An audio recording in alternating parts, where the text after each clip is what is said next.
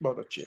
तो आगे के श्लोक में बड़े बाबा कहते हैं 244 में कि बीज पेड़ में से पैदा नहीं होता, बीज पेड़ में से पैदा नहीं होता। बीज की शुरुआत है किससे? बीज पेड़ पर से गिरता है और वह बीज छोटा पौधा और बाद में पेड़ बनता है। उसी तरह सृष्टि का है, बीज एक शुरुआत है, उसका अंत नहीं है। आप जहां देखोगे वहां बीज ही दिखेंगे, ठीक है ना। अब जहां दृष्टि जाए बीज शुरुआत है और उस बीज से अनेकों बीज उत्पन्न होते हैं। जैसे एक कर्म से अनेकों कर्म उत्पन्न होते हैं, एक इच्छा से अनेकों इच्छाएं होती हैं, वैसे ही आप एक बार जन्म लेने के लिए एक बार सृष्टि चक्र में फंसते हो, फिर सृष्टियां होती ही रहती हैं, आपके चारों ओर सृष्टि ही होती रहती है। पहले आप अकेले थे, फिर अकेले से आप दो हुए, दो से तीन, तीन से चार, चार से पांच, पांच से बहुत हो गए। आप अगर ध्यान से देखोगे तो आप पहले अकेले जब आए थे तो आपने शादी की, दो हो गए, फिर आपके बच्चे हो गए, आपके मानो दो दो बच्चे हो गए, तो उन दो बच्चों की जब शादी हुई तो दो दो वो हुए चार, और दो दो बच्चों से चार वो हो गए, चार और दो आप छह हो गए, फिर उनके बच्चे हो गए, फिर उनमें अगर एक बच्ची है तो दूसरे पीयर में चली गई, वहां आपके जवाई जुड़ गए, ऐसे करके आप एक से अनेक होते चले गए। तो बीज से बीज की उत्पत्ति हो रही है, लेकिन दिखता नहीं है। ठीक इसी प्रकार से एक इच्छा से अनेक इच्छा, एक कर्म से अनेक कर्म, और उसी प्रकार से इच्छाओं के कारण एक दुख से अनेक दुख उत्पन्न हो गए। अब उन दुखों से मुक्ति पानी है ना, तो बीज जो है उसको तपो अग्नि से भूनना है। कैसे? ध्यान भूमध्य में रखते हुए, सांसों पर ध्यान करते हुए, भीतर जो नाद होगा उस नाद पर ध्यान करते करते करते करते आप उस परम कारण, जिसको जड़ कहते हैं ना, जड़ की जड़ नहीं होती, वहां पहुंच जाओगे। उस शब्द में, शब्द को सुनते रहो, शब्द से आप जो है जैसे ही एक हो जाओगे, आप परम चैतन्य के साथ कनेक्ट हो जाओगे। तो कह रहे हैं कि बीज पेड़ में पैदा नहीं होता, बीज शुरुआत है।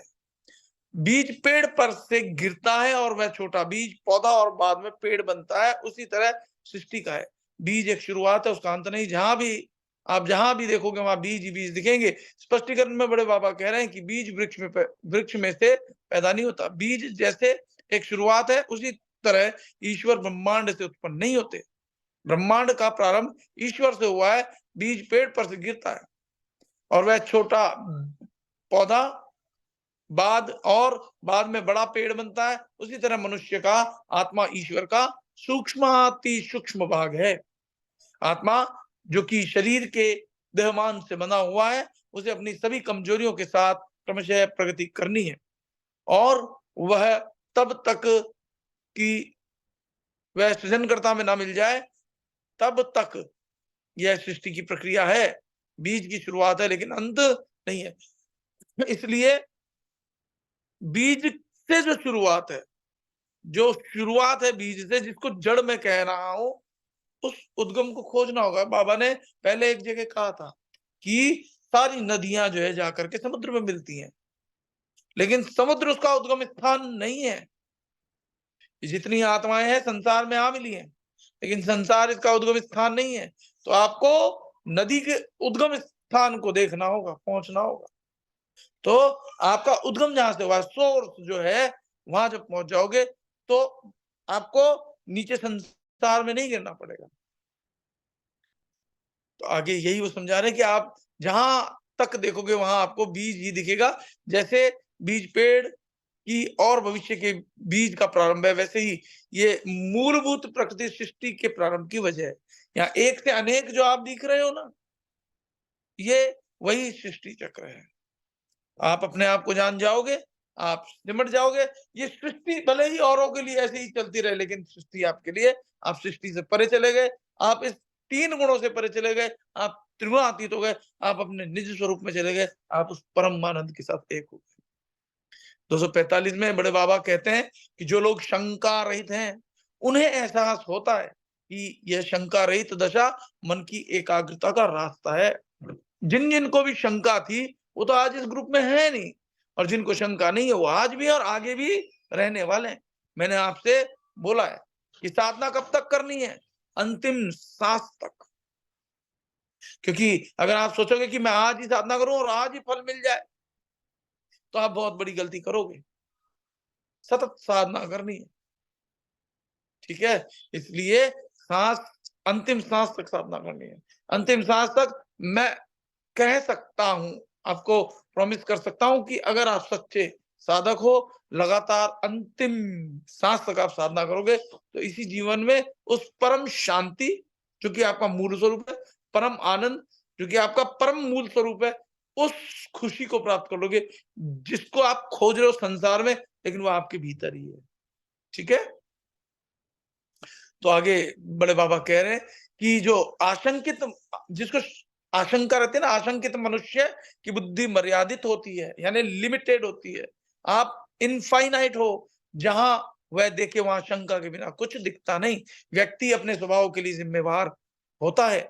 जो गुण व्यक्ति में ना हो, वह ढूंढने के लिए प्रयास करना अयोग्य है। जो गुण हो ही ना, वो आप कैसे ढूंढ सकते हो? ठीक है ना? जो गुण व्यक्ति में ना हो, उसे ढूंढ अ, कंपते पानी में व्यक्ति अपना प्रतिबिंब नहीं देख सकता। कंपते पानी का मतलब है जिस पानी में लहरें बहुत सारी हों, उसमें आप अपना प्रतिबिंब नहीं देख सकते, लेकिन वो लहरें शांत हैं, अपना प्रतिबिंब देख सकते हो। यानी यहाँ कंपन से क्या मतलब है? मन में बहुत सारे विचार हैं, तो आप अपने आप को भूल जाते हो। बहुत सारी इच्छाएं, अपेक्षाएं हैं लोगों से, जैसे कि अभी संत प्यारी का प्रश्न था कि आज नेगेटिविटी है, तो आप दूसरों से जैसी उम्मीद करोगे आपके नेगेटिविटी आ जाए। खुद ही को कर बुलंद इतना कि हर खुदी से पहले खुदा बंदे से पूछे बता तेरी रजा क्या है। हमको खुदा से भी नहीं चाहिए, क्योंकि जब आप उस अवस्था पे पहुंच जाओगे ना, तो आपको पता चलेगा अरे मैं ही खुदा हूं, यानी अहम ब्रह्मास्मि, शिवोहम शिवोहम, मैं ही शिव हूं। उस स्थिति में आ जाओगे। अभी आप जीव की स्थिति में हो। भगवान से भगवान का अंश अलग हो ही नहीं सकता। अलग क्यों दिख रहा है? जैसे समुद्र में कोई खाड़ी आ जाए बीच में, तो पानी अगर कहीं ना कहीं आप देखोगे वो तो जुड़ा हुआ है उससे, और खाड़ी आ जाने की वजह से वो लग रहा है कि समुद्र बट गया। फिर कह रहे हैं कि शांत जल में व्यक्ति अपना प्रतिबिंब ठीक से देख सकता है, चंचल मन का मानवी अपना सच्चा स्वभाव देख नहीं सकता। 1 मिनट।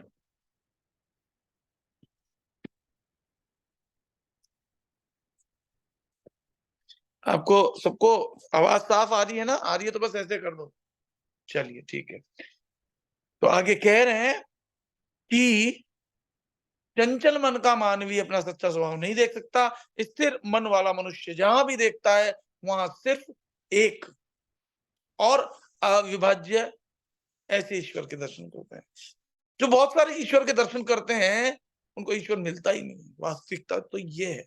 गीता में कहा है भगवान ने कि भूतों को पूजना वाले भूतों को पूजते हैं, पितरों को पूजने वाले पितरों को पूजते हैं, फलाने को पूजने वाले फलाने को पूजते हैं, ढिमाके को पूजने वाले ढिमाके को पूजते हैं।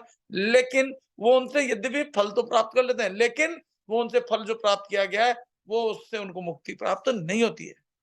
और जो उनको फल प्राप्त हो रहा है, यद्यपि वो मुझसे ही हो रहा है, परंतु इनडायरेक्ट। मान लो, एक तो मैं डायरेक्ट राजा को जानता हूं, मैं राजा से जो कहूंगा जब चाहे काम मेरा हो जाएगा, मेरी समस्याएं हल हो जाएगी। और एक मैं किसी के जरिए कहूं, तो जिसके जरिए कहूंगा वो भी तो मुझसे कुछ चाहेगा। तो डायरेक्ट परमात्मा से जुड़ो, जो कि आपके भीतर है। अनेक अनेक देवी देवता, अनेक अनेक भगवान को पूजने से अच्छा है आपके भीतर जो बैठे हैं उनको पूजो। क्योंकि वो जो भीतर का निकला तो शरीर बेकार। आपके घर वाले उठा करके आपके शरीर को जला देंगे, रखना नहीं चाहेंगे, कहेंगे बदबू आ रही है शरीर से। जिस शरीर से इतना प्रेम करते हैं, पति पत्नी से, पत्नी पति से, वही पति कहेगा आप जल्दी उठाओ ले चलो। वही पत्नी कहेगी कि अब, तो रोएगी चिल्लाएगी, लेकिन कोई रोकेगा नहीं कि मत लेके जाओ। वो तो रोते चिल्लाते क्यों है? क्योंकि याद आती है पुरानी कि हम ऐसे मिले थे, ऐसे हम बात करते थे, ऐसे हम एक दूसरे का ख्याल करते थे। लेकिन जो ख्याल करता था वो एक भीतर बैठा आत्मा था, जिसकी वजह से वो शरीर ख्याल करता था। शरीर दिखता था ख्याल करते हुए, लेकिन जिसकी वजह से ख्याल होता था वो तो गया। समझो, आप अपने उस भीतर वाले को जान जाओगे, तो आपको कभी ऐसा लगेगा ही नहीं कि कोई आपसे बिछड़ा है। सब आपके साथ ही है, क्योंकि ये आत्मा है जितनी सबके अंदर है, वो वास्तव में वही शिव है। शिव शिव से कैसे बिछड़ सकता है? अज्ञानता के कारण हमें लगता है अरे मैं मर गया, मैं मिट गया, मैं ये हो गया, मैं वो हो गया। लेकिन आप अभ्यास करते रहोगे, करते रहोगे, करते रहोगे, करते रहोगे, तो एक दिन आप पाओगे कि शरीर छूट रहा, लेकिन आप किसी से भी आपका कनेक्शन कट नहीं रहा। क्यों? क्योंकि आप ही तो हो सब जगह। अब जैसे मैं यहाँ से भीतर से आत्मा है, जीवित है, ये शरीर जो बोल रहा है, एक भीतर वाले की वजह से बोल रहा है, और वो जो भीतर वाला है, वही आपके भीतर बैठा है, वो सुन रहा है। वही भीतर वाला देख भी रहा है मुझे। और वही जो बोलने वाला भीतर वाला है, वो आप लोगों को देख रहा है माध्यम से, एक बीच में मोबाइल स्क्रीन है, लेकिन देखने वाला वही है, कहने वाला भी वही है और सुनने वाले भी वही है। भेद क्यों हो रहा है कि अलग-अलग हमने आकार बना लिए और उसको सबने बांध लिया, तो अब वो शिव जो है जीव रूप में है, बंधन रूप में है। समझ में आ रही है सबको मेरी बात? हाँ, हाँ जी, ना जी बोलो ना। जिनके वीडियो ऑन है उन्हीं से को देख सकता हूँ मैं। ठीक है, 2 जने ही हाँ कर रहे हैं, बाकी को समझ में नहीं आ रही। आ रही है? ठीक है। तो फिर आगे बाबा कहते हैं कि जिनका मन चंचल है, चंचल मन मालूम है क्यों का है? जो बार-बार संसार के लोगों से चाहता है ना, अरे वो मेरे अनुसार चले। For example let's take an example. मान लो कोई लड़की है, बच्ची है ना? वो बच्ची किसी से प्रेम करती है ना? कोई बॉयफ्रेंड है। अब बॉयफ्रेंड उसके अनुसार नहीं चल रहा, हो गई वो दुखी। या कोई अ, कोई बॉयफ्रेंड है, वो अपनी गर्लफ्रेंड से कुछ चाहता है, वो कहना नहीं मान रही, गुस्से हो रहे हैं, नाराज हो रहे हैं, दुखी हो जाते हैं, दिल टूट जाता है, फिर गाने बन जाते हैं, जब दिल ही टूट गया हम जी कर क्या करेंगे। लेकिन वास्तव में आप देखो कि वो जो बॉयफ्रेंड शरीर जो है, वो कभी साथ जाएगा नहीं, आपका खुद का ही नहीं जाएगा, तो भीतर वाले को जानो, वो हमेशा आपके साथ था, है, रहेगा, वो कभी आपका साथ छोड़ेगा नहीं। और ये मैं बिल्कुल रियलाइज करके आपको बता रहा हूँ, बिल्कुल सच्ची बात बता रहा हूँ। कोई क्यों बताएगा सच्ची बात? सच्ची बात बताएँगे तो हमारे जीवन में धन का आगमन कम हो जाएगा। मैं सच्ची बात बता रहा हूँ, धन का आगमन नहीं हो, लेकिन परम शांति तो उसी में है, परम आनंद तो उसी में है, जो आपके भीतर भी है। यहाँ है तो वहाँ भी है। कोई सेज सूनी नहीं है। हर घट में मेरा साइयाँ, सूनी सेज न कोई। बलिहारी वहाँ घट की, जा घट परगट होई। सब में है वो। प्रकट होने का मतलब है जिसको रियलाइजेशन हो गया। ठीक है? चलिए, फिर आगे कहते हैं तो चंचल मन नहीं रखना, अपना मन जो चंचल है उसको हमको चंचल मन से उसको बनाना है विशाल मन, है ना? पवित्र मन, है ना? वो पवित्र मन ही हनुमान है। कैसे बनाओगे? आंखें बंद है, भ्रूमध्य पे मन को काम दो, मन को बिल्कुल ढीला मत छोड़ो, मन को संसार में मत जाने दो, किसी और से अपेक्षा रखने के लिए मत जाने दो। अरे आप खुद अपने आप से कनेक्टेड हो ना, आपको अपने खुद पर भरोसा कब होगा? जब खुद को जान जाओगे। भरोसा इसलिए टूटता है क्योंकि हम खुद को जानते नहीं है, बस। इसीलिए तो कहा है कि खुद ही को कर बुलंद इतना कि हर खुदी से पहले खुदा, वो भी आपके भीतर ही बैठे। बंदे से पूछे, बता तेरी रजा क्या है? इसी को गीता में भाव में भगवान कृष्ण कहते हैं कि अर्जुन जो तू चाहता है वो तू करता है, पर होता वही है जो मैं चाहता हूं। इसलिए अर्जुन तू वो कर जो मैं चाहता हूं, और फिर वही होगा जो तू चाहता है। लेकिन भगवान चाहते क्या है ये नहीं जाना। गीता में बहुत कुछ कहा भगवान ने, लेकिन समझा कोई बिरला ही है। नहीं तो गीता के सर्टिफिकेट बांट रहे हैं लोग बाग, खुद को ज्ञान ही नहीं है। मजे की बात ये है, वो पूजा करा रहे हैं मूर्तियों की, तस्वीरों की, वो फल फूल चढ़वा रहा है। जो दुनिया को देता है उसको तुम क्या दे सकते हो? सोचो, थोड़ा सा लगाओ, ज्यादा नहीं, इतना सा, इतना सा। जो दुनिया को देता है उसको तुम क्या दे दोगे? सब माया, झूठ, कपट की साधनाएं हो रही है बात, मायावी साधनाएं हो रही। समझो, जो दुनिया को देने वाला, जो ब्रह्मांडों को देने वाला, उसको ध्यान ना। वो आप में आप जी होकर के रहता है। मेरा ये पन्ना पलट गया, कितने पे आ गए तो बहुत नीचा से ला गया। खंड 2 चल रहा था, 1 मिनट। पन्ना गलती से हाथ लग गया, नीचे चला गया ज्यादा, कोई बात नहीं। 200, 1 मिनट, 200। कहने का मतलब ये है कि अपने भीतर, बाबा ने भी, नित्यानंद बाबा ने भी मना किया, हमारे कबीर साहब जो हैं साहिब ने भी मना किया अब तो मान लो बात को कि वो सही कह रहे हैं कि मूर्ति में नहीं है भगवान, मूर्ति में नहीं है भगवान। मूर्ति में हमें जो है वो मूर्ति देखकर याद आती है। जैसे आपके माता-पिता हैं, उनकी तस्वीर आप अपने पॉकेट में, पर्स में रखते हो, देखते हो तो याद आ जाती है। लेकिन वो तस्वीर तो आपके माता-पिता नहीं है ना, उनका आप भोजन नहीं करा सकते, उनकी आप सेवा नहीं कर सकते। हाँ, याद आ जाती है तो भाव से मन जो है द्रवित हो जाता है, भर जाता है। तो आप अपने सच्चे भगवान को जानो, आप अपना सच्चा स्वरूप, खुद का स्वरूप जानो। 1 मिनट, वो मैं ढूँढ रहा हूँ कि 255 बहुत ज़्यादा नीचे कैसे हो गया, हाथ लग गया, कोई बात नहीं। हम 1-2 मिनट वेट कर सकते हैं।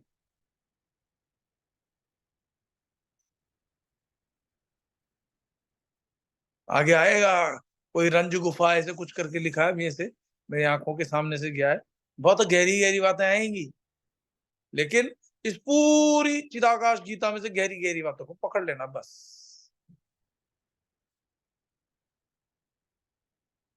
अगर आपने सच्ची-सच्ची बात पकड़ ली, काम बन गया, हाँ ठीक है, मिल गया। तो कहते हैं कि स्थिर मन वाला, अब ये गीता में, भगवत गीता में भी भगवान श्री कृष्ण ने भी कहा है और यहाँ बाबा भी कह रहे हैं। क्या कह रहे हैं? कि स्थिर मन वाला मनुष्य जहाँ भी देखता है वहां सिर्फ एक अविभाज्य ईश्वर के दर्शन करता है, वह उसके दर्शन सभी में करता है। और यही बात गीता में भगवान श्री कृष्ण ने कही है कि एको अस्ति द्वितीयो नास्ति। गीता में कैसे कही है कि यो मम पश्यति सर्वत्र सर्वम मयि च पश्यति तस्याहम न प्रणश्यामि स च मे न प्रणश्यति। कि जो सब में मुझे देखता है, मुझ में सबको देखता है, उसके लिए अर्जुन मैं अदृश्य नहीं हूँ, हो ही नहीं सकते। फिर कहते हैं वह उनके दर्शन सभी में करता है। अगर आंखों पर लाल ऐनक लगाओ तो सब कुछ लाल दिखेगा, लाल ऐनक पहनकर हरा रंग नहीं दिखाई देता।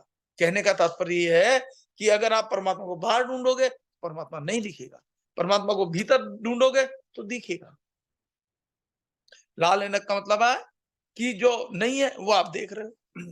फिर कहते हैं कि हर एक व्यक्ति ने अपने विचार अनुसार देखता है। देखो, शुरुआत में संस्कार डालने के लिए हम बच्चों को कहते हैं बेटा ये भगवान की तस्वीर है, भगवान जी की, दीपक जलाओ, ये करो, वो करो, है ना?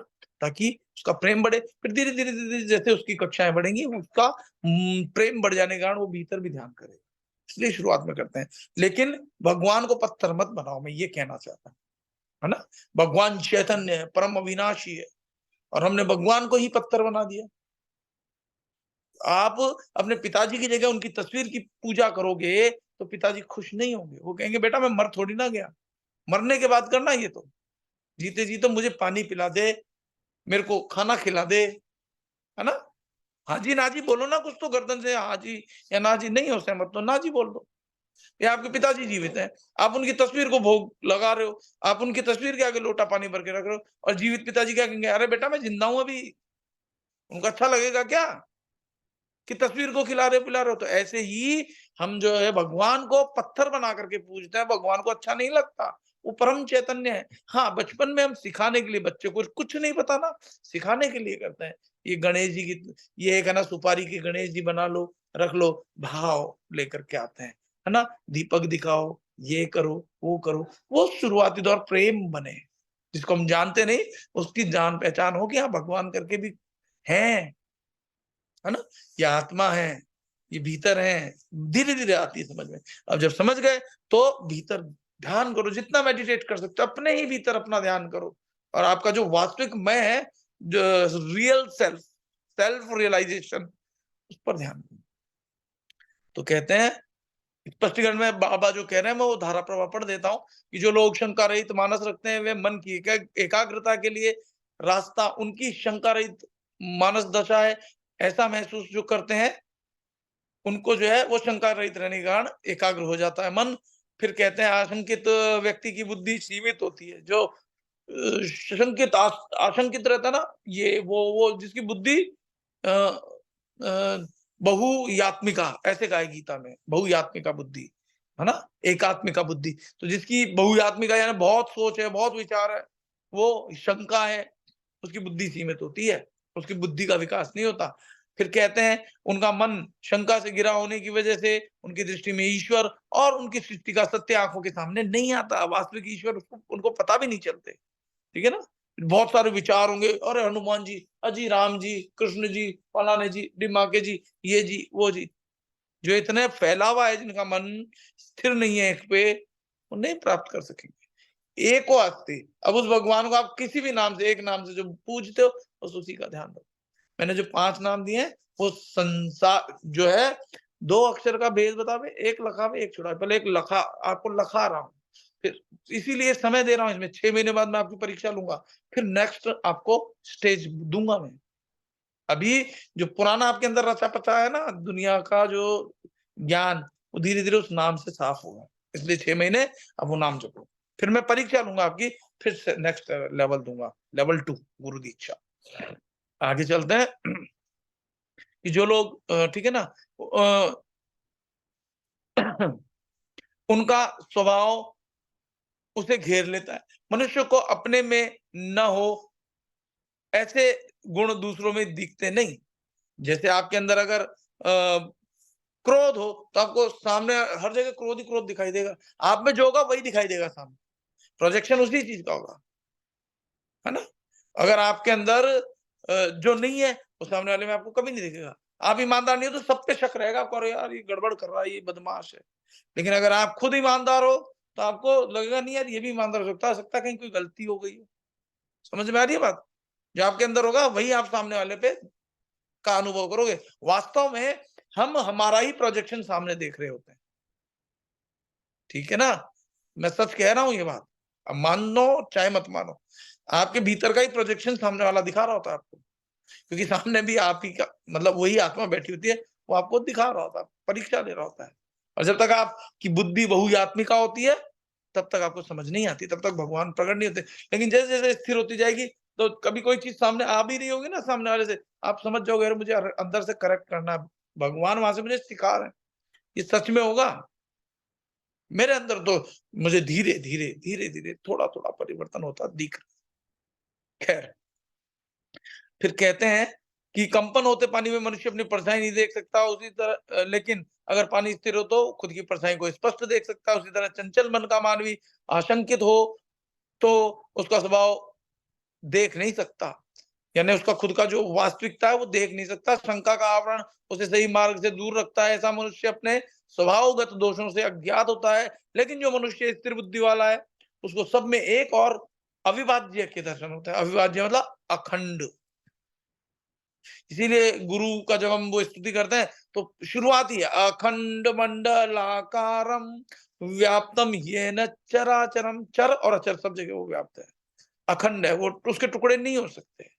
जैसे बादल में वो जैसे आकाश में बादल दिख जाए तो हमें इतना से हिस्से का बादल नहीं दिख रहा है, इसका मतलब ये नहीं है बादल तो है, तो माफ कीजिएगा आकाश तो है पर बादल की वजह से इतना हिस्सा दिख नहीं रहा। आकाश तो अखंड है, अनंत है। ठीक है, फिर कहते हैं लेकिन जो मनुष्य स्थिर बुद्धि वाला है उसको सब में एक अविभाज्य के दर्शन होता है और वह खुद में ऐसी शक्ति का विकास करता है। और जैसे आप एक के साथ कनेक्ट होते जाओगे, आप यकीन मानना आपके भीतर जो है ना स्वतः ही अष्ट सिद्धि और नौ निधियां जागृत हो जाएंगी। लेकिन सावधान रहने की जरूरत है। फिर ऐसी शक्ति का विकास करता है जो जगत में सर्वत्र खुद में आंतर और बाहरी तरीके से देख सकते हैं, उसका दर्शन करते हैं। वह खुद में अन्य के और अन्य में खुद के दर्शन करता है। स्थिर दिमाग वाला व्यक्ति ईश्वर के दर्शन सर्वत्र करते हैं। जो लाल रंग में अनेक ऐनक आंखों पर पहने तो सब कुछ लाल ही दिखता है, उसी तरह हमारे मन के विचार इस जगत में अच्छे या बुरे के लिए जिम्मेवार होते हैं। हर एक व्यक्ति अपनी विचारधारा के अनुसार सब देखता है। ठीक है, बात समझ में आई सबको? आ रही है या नहीं आ रही है? हाँ जी ना जी? आ रही है? Okay, very good. चलो, तो एक और ले लेता हूँ लास्ट, फिर हम साधना करेंगे, ध्यान करेंगे, अपना ही ध्यान करेंगे। फिर 246 में बड़े बाबा कहते हैं कि हम छाता क्यों रखते हैं? इसलिए रखते हैं कि हमारे ऊपर बारिश गिरे और हम भीग ना जाएं। यही तो कारण है। बारिश मतलब माया, यहाँ वो कह रहे हैं बारिश मतलब माया। तो माया से बचने के लिए क्या करेंगे हम? छाता रखेंगे। तो यहाँ अब अर्थ से समझा रहे हैं, अलंकारों से समझा रहे हैं कि चित्त अर्थात छाते का हैंडल। चित्त जो है, मन जो है, वो छाते का हैंडल है। और सत्य सर्वत्र व्याप्त है। सत्य जो है वो भी सर्वत्र व्याप्त है, लेकिन सत्य की अनुभूति प्राप्त की हो ऐसे मनुष्य जगत में बहुत कम होते हैं। ठीक है, तो माया आत्मा से है। जो माया भी जो है सामने किससे उत्पन्न हो रही है? अच्छा, सब कुछ उत्पन्न किससे हो रहा है बताओ? सब कुछ एक्स वाई जेड आत्मा से, है ना? तो माया भी आत्मा से उत्पन्न हुई है। लेकिन अब आत्मा से माया उत्पन्न हुई और माया में आप अपने आप को भूल जाओ, दुख किस तो कौन हुआ दुख का कारण? आदमी स्वयं हुआ ना। सुख का कारण भी स्वयं ही है। जब वो जान जाएगा क्रिएटर मैं हूं, बट मैं क्रिएशन नहीं हूं, और अपने आप में लीन रहे, तो माया क्या बिगाड़ लेगी? माया तो उत्पन्न ही उसी से हो रही है। माया भी उत्पन्न हो रही है, उससे अच्छे और बुरे दोनों चीजें हो रही है। माया का मतलब है स्थिर जो नहीं रहती। अभी खुशी है, फिर गम आ गया। अभी सुख है, फिर दुख आ गया। अभी दिन है, फिर रात आ जाएगी। फिर रात का फिर दिन आ जाएगा। ये माया है। और जो आपको अंधेरा, दिन, उजाला, सुख, दुख, सब चीजों से परे हो गए, परम आनंद में हो, अपने ज्ञान के प्रकाश में हो, कोई कष्ट ही नहीं है, वो क्रिएटर वाली स्थिति है। आप अपने ही आप में लीन हो जाना। लेकिन फिर कहते हैं, लेकिन सत्य की अनुभूति प्राप्त की हो ऐसे मनुष्य जगत में बहुत कम होते हैं। माया आत्मा से है, लेकिन आत्मा माया में नहीं है। ठीक है ना? आत्मा माया में नहीं है, लेकिन हमने क्या करा है, आत्मा को जैसे माया से कनेक्ट करने की कोशिश की, तो अब ये जो आत्मा है, ये आत्मा नहीं रहा, अब ये हो गया जीवात्मा। इस जीवात्मा को अपने निज स्वरूप को जैसे ही जान लेगा, फिर इसके मुंह से स्वतः ही निकल जाएगा शिवो हम। जो जीवो हम था, अब वो क्या हो जाएगा? शिवो हम, शिवो हम। ठीक है? फिर कहते हैं कि मन आत्मा का प्रतिबिंब है। मन क्या है? आत्मा का प्रतिबिंब। मन आत्मा से 2 अंगुल नीचे है। ये हमने गीता में भी पढ़ा है, तीसरे अध्याय में, कि शरीर से पर इंद्रियां, इंद्रियों से पर मन, मन से पर बुद्धि, बुद्धि से पर आत्मा। अब यहाँ क्या कह रहे हैं कि मन विनाश का विषय है। मन आत्मा से 2 इंगल नीचे है। ठीक है? मन विनाश का विषय है, मतलब नाशवंत है। मन भी मिटता है और आत्मा अविनाशी है। मन इंद्रियों के विविध विषयों से प्रेरित होता है, लेकिन आत्मा भ्रमणा से प्रेरित नहीं होती। आत्मा सर्वथा निर्लिप्त है, लेकिन हम आत्मा से अपने आप को डिस्कनेक्ट कर लेते हैं, तब समस्या होती है। फिर कहते हैं कि इंद्रियों के विविध विषयों से प्रेरित होता रहता है कौन? मन। लेकिन आत्मा भ्रमणा से प्रेरित नहीं होती। आत्मा गुणों की भ्रमणाओं का विषय नहीं है। मन त्रिगुणात्मक प्रकृति का विषय है। ठीक है ना? मन जो है प्रकृति का विषय है। तो प्रकृति में अगर मन चला जाए तो गड़बड़ है, लेकिन अगर ये मन आत्मा में लगा दिया जाए तो विलीन हो जाएगा, और प्रकृति में लगा दिया जाएगा तो मन और बलिष्ठ हो जाएगा और आपको भटकाएगा, काल स्वरूप हो जाएगा। मन ही काल है। क्योंकि जब आप रात को गहरी नींद में सो जाते हो, आपको होने नहीं होने का एहसास नहीं होता, ना भूतकाल का पता होता है, ना भविष्य का। अभी आप बैठे हो तो कुछ लोग सोच रहे होंगे, अरे कितनी देर और चलेगा, है ना? और कुछ लोग कुछ और सोच रहे होंगे। ये जो सोच रहे हो, ये टाइम डायमेंशन में ही तो चल रहा है। जब कुछ सोच ही नहीं रहे, वो प्रेजेंट मोमेंट है, यानी वो काल से परे है। मन ही है उसका कारण। जब रात को नींद में सो जाते हो तो मन नहीं होता, इसीलिए आपको कुछ ना डर लगता है, ना भय लगता है, ना दुख होता है, ना सुख होता है, बस एक आनंद की अनुभूति होती है। लेकिन क्योंकि आप अपने आप को भी भूल चुके हो, इसलिए वो निद्रा कहलाती है। लेकिन जब आप अपने आप को जान जाओगे तो वो समाधि कहलाएगी। समाधि का मतलब है समाधान हो जाना। ठीक है? फिर कहते हैं, लेकिन मन त्रिगुणात्मक प्रकृति का विषय है। हम जब कहते हैं कि मन आत्मा का अंश है, मन आत्मा का अंश है, तब हमें मन जो कि आत्मा के लिए वैसे ही है जैसे नदी समुद्र के लिए होती है। नदी समुद्र का एक हिस्सा है, ऐसे ही आत्मा महासागर है और उसकी जल राशि अमाप है, उसको नापा नहीं जा सकता और अनंत है। उसी तरह आत्मा का प्रारंभ या अंत नहीं होता। आत्मा का उद्गम स्थान नहीं है और अंत स्थान भी नहीं है। आत्मा सार्वत्रिक है, आत्मा चिरंजीवी है। हम पहले और बाद में भी सृष्टि हैं। हम पहले और बाद में भी सृष्टि हैं से मतलब यहाँ क्या है कि हम पहले भी थे और अभी भी हैं और आगे भी रहेंगे। लेकिन ये सृष्टि पहले थी, बीच में नहीं है, फिर आगे हो जाएगी। समझ रहे हो ना? ये बात है। तो आत्मा जो है वो पहले भी थी और अभी भी है, सृष्टि का यहाँ ये मतलब है। ये हकीकत हमें मालूम नहीं है। अब स्पष्टीकरण में हम फटाफट से इसको एक बार दोहरा देता हूँ कि हम छाता क्यों रखते हैं? बारिश में हम भीग न जाएं इसलिए। बारिश अर्थात माया है। सत्य छाता है। चित्त यानी मन, दृढ़ मन छाते का हैंडल है, तो पकड़े रहो उसको, ठीक है। इसलिए महत्वपूर्ण है कि उसके बिना छाता खुलता नहीं, हैंडल को पकड़े रहोगे तभी छाता खुलेगा। फिर कहते हैं उसी तरह सत्य को प्रकाशित करने के लिए हमारा मन जो है वो कंट्रोल में होना चाहिए, उसको पकड़े रखना है। मन मक्कम हो तो हम सत्य को समझ सकते हैं, और सत्य का ज्ञान हमें माया, सत्य का ज्ञान हमें, एक मिनट, लेकिन सत्य समझने वाले बहुत लोग कम है। ईश्वर सर्वत्र और समस्त सृष्टि में, माया आत्मा में से पैदा होती है, आत्मा माया में से पैदा नहीं होती। क्योंकि आत्मा का जन्म है, अविनाशी आत्मा में से नाशवंत जन्म, माया का जन्म होता है। प्रधानमंत्री किसी भी राष्ट्र या देश में राजा का नौकर होता है, ठीक है ना।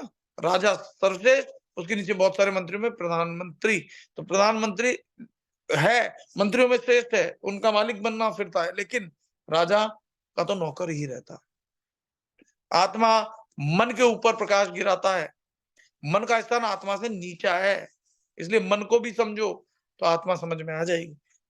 मन को भटकने मत दो। आत्मा मन के ऊपर प्रकाश गिराता है, मन का स्थान आत्मा से नीचा है, मन नाशवंत है, आत्मा अविनाशी है। मन को इंद्रियों के विषय में भ्रमित हम कराते हैं हम, लेकिन नहीं कराना चाहिए। मन मरकट जैसा है, मन जगत के अनेक विध भोगों को चाहता है, यही दुख का कारण है, यही नेगेटिविटी का भी कारण है, मैं इशारे में बता रहा हूं। जगत के अनेक विध भोग उपभोगों को चाहता है, लेकिन आत्मा भ्रमणा से परे है।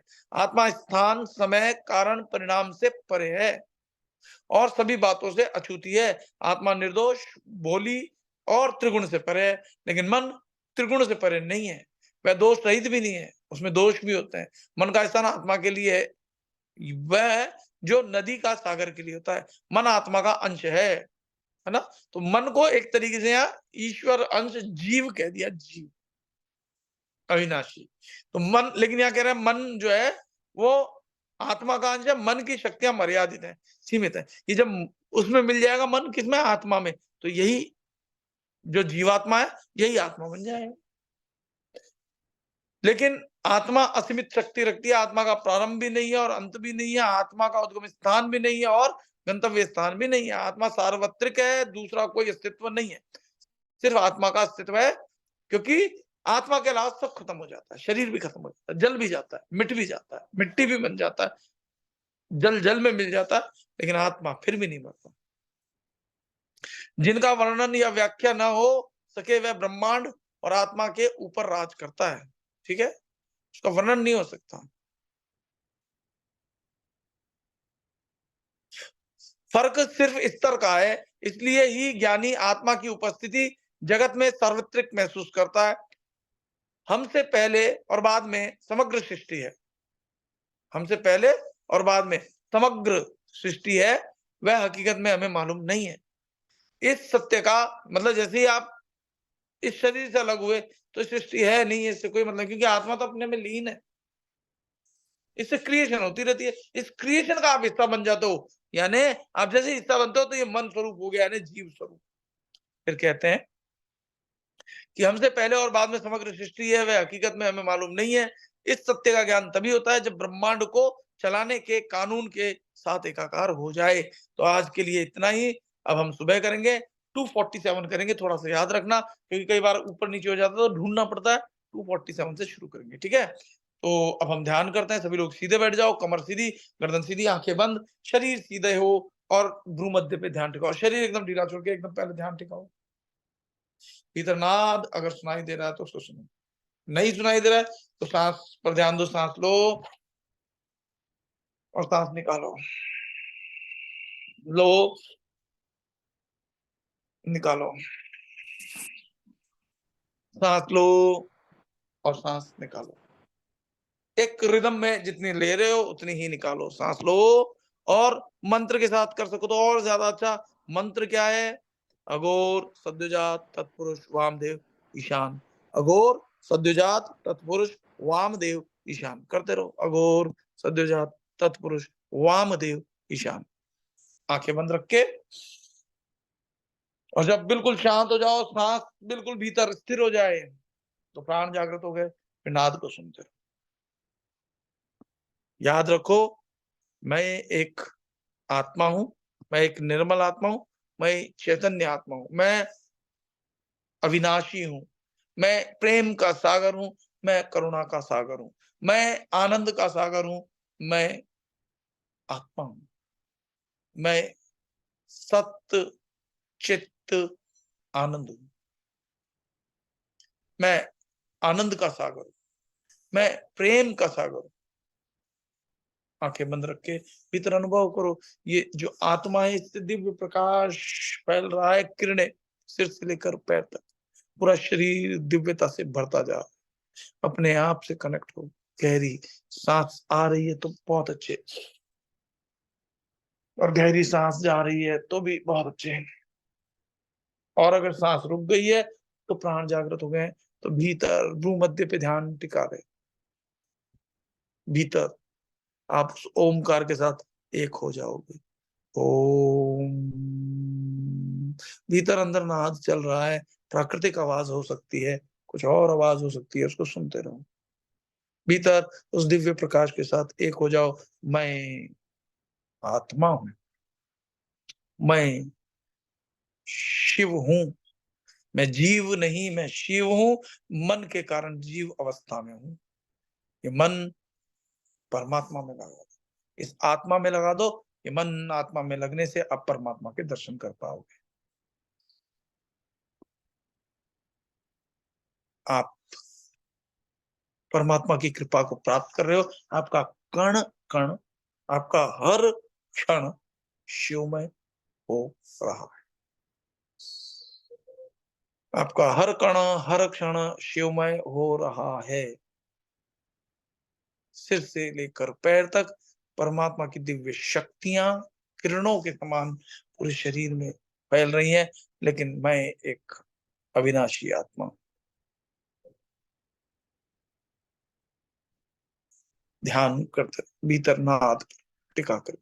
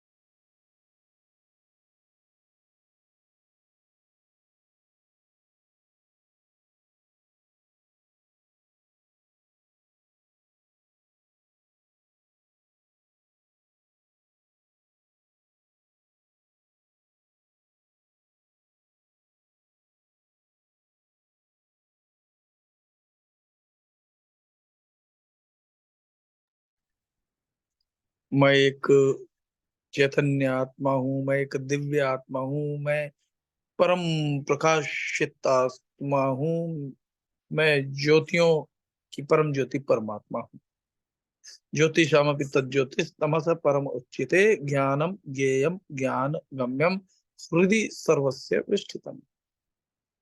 मैं ज्ञानियों में, मैं ज्योतियों में परम श्रेष्ठ ज्योति, मैं परमात्मा हूँ। शिवोहम शिवोहम शिवोहम शिवोहम अहम ब्रह्मास्मि। इस गहरी दिव्यता, इस गहरी शांति, इस दिव्य प्रेम आनंद को अनुभव करते हुए सभी लोग पूरे शरीर में जो किरणें बह रही है ना आपकी आत्माओं से, जो इनफाइनाइट सूर्य के समान जो किरणें निकलती हैं, सिर से लेकर पैर तक बह रही है, पूरा शरीर दिव्य ऊर्जा से भर गया है। सभी इस दिव्यता को प्राप्त करते हुए धीरे धीरे से चेतना को पूरे शरीर में लेकर के आएंगे, ऊर्जा के साथ उंगलियों को हिलाएंगे, हथेलियों को रगड़ेंगे अच्छे से, हथेलियों को रगड़ते रहो, हथेलियों को रगड़ते रहो, और बहुत ही प्रेम और प्यार के साथ जो शक्ति हथेली से प्रभावित हो रही है उसको आंखों पे रखो, आंखों में हीलिंग शक्ति का अनुभव करो। अपने टेम्पल्स पे रखो, अपने लेफ्ट राइट ब्रेन पे रखो, अपने मस्तिष्क है उसको, सहस्त्रार चक्र को अनुभव, आपके आज्ञा चक्र और पीछे अनुभव करो, आपके दोनों कानों पे रखो, जबड़े ठोड़ी पे, विशुद्धि चक्र पे अनुभव करो, बैक विशुद्धि चक्र आपके दोनों कंधों पे रखो, आपके कंधों से धीरे धीरे लोअर हैंड, कोहनी, लोअर हैंड, हथेलियां छाती फेफड़ों पे रखो, आपके रिब केज पे, आपके एक लेफ्ट साइड लीवर पैनक्रियास पे रखो, आपके अनाहत चक्र पे रखो, फील भी करो शक्ति को अनाहत चक्र में जाता। अब स्प्लिन और पैनक्रियास पे रखो, पेट के दोनों साइड रखो, एक तरफ स्टमक, एक तरफ छोटी बड़ी आंत, लार्ज एंड स्मॉल इंटेस्टाइन। अब अपने नाभि पे मणिपुर चक्र पे रखो, फील करो, भीतर देखो, आंखें बंद करके हील हो रहा है। आपके रिप्रोडक्टिव ऑर्गन पे रखो, वहां से स्वादिष्ठान चक्र को हील होता हुआ अनुभव करो, भीतर के सभी पार्ट्स हील हो रहे हैं। अब आपके दोनों शोल्डर ब्लेड्स पे रखो, फील करो आत्मा की शक्ति आपके हाथों हथेलियों से जो बह रही है वो हील कर रही है। आपके बैक हाथ चक्र पे रखो, अब दोनों किडनीज पे रखो, मणिपुर चक्र यानी बैक मणिपुर चक्र पे रखो, आपके दोनों साइड लोअर बैक पे रखो, आपके बैक स्वादिष्ठान चक्र पे रखो, आपके हिप बोन्स हिप जॉइंट्स पे रखो। अब दोनों हथेलियों से महसूस करो, रखो मूलाधार, और आपके टिप ऑफ द टेल से शक्ति बह रही है। बहुत अच्छे, जांघों के जॉइंट्स पे रखो, फिर जांघों पर स्पर्श करते हुए घुटनों, पैरों के पिंडली, पैर टांगों से आपके पैरों के तलवों पर रखो, एक पैर के नीचे तलवे पे, एक ऊपर। एक्नॉलेज करो आपके कण कण में शक्ति स्थापित हो रही है। शक्ति के नाम अनेक हैं, है ना, कौबेरी, है ना, अलग अलग नाम है, बहुत नाम है माता के। आप शतरूपा, बहुत सारे नाम है माता, चिबुकी, ऐसे आप पढ़ते होंगे, हजार नाम भी है माँ के, ललिता सहस्त्र नाम है, हजारों नाम है। आप दूसरे पैर के तलवे को लो, हथेलियों को रखो। अब वो जो नाम है वो तो बैकरी नाम है, लेकिन ये शक्ति स्वरूप जो है ये बोले जाने वाले नाम नहीं है, लेकिन शक्ति स्वरूप में आपके जो है हीलिंग शक्ति आपके पैरों के तलवों में, एड़ियों में, सब जगह प्रवाहित हो रही है। स्थापना की आपने शक्ति की, जो आत्मा की शक्ति है ना, जो शरीर में बह रही है, वो स्थापित कर दी अच्छे से। अब घुटनों पे ले जाओ, गोल गोल घुमाओ घुटनों पे, बहुत अच्छे। अब दूसरी ओर गोल गोल घुमाओ, बहुत अच्छे। अब हथेलियां आसमान की ओर रख दो, आंखें बंद है, हथेलियों में, उंगलियों में ध्यान लेके जाओ। उंगलियों में बहुत अच्छा कंपन महसूस हो रहा होगा, वाइब्रेट कर रही होगी उंगलियां। पैरों के तलवों में, फिर पैरों के अंगूठे, पंजों में, रीढ़ की हड्डी और कपाल में बहुत अच्छा वाइब्रेशन और नाद हो रहा होगा भीतर।